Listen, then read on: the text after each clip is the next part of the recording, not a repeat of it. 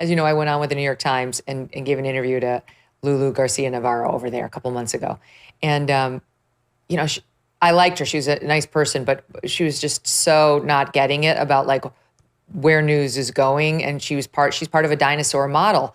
And I think it really is, it's the problem of the Times, it's the problem of the Post, where like they really don't think they're biased. They think they're reporting the truth.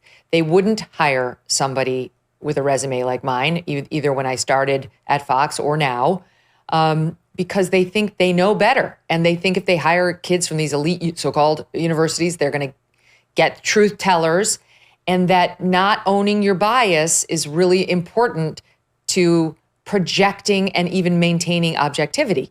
And she and I got into this back and forth of like, no, it's exactly the opposite. The audience today, especially the young audience, needs you to acknowledge that you have a bias and be honest about it.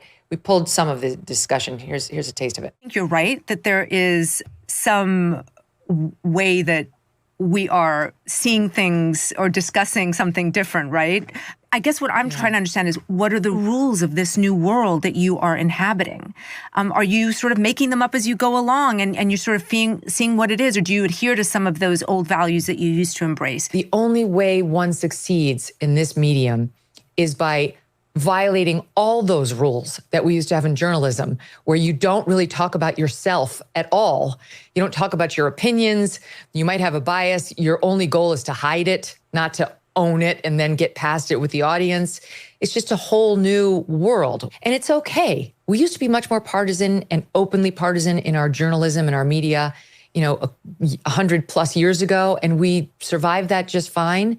And we will survive this just fine too. What the audience wants from me is my authentic self and no filter.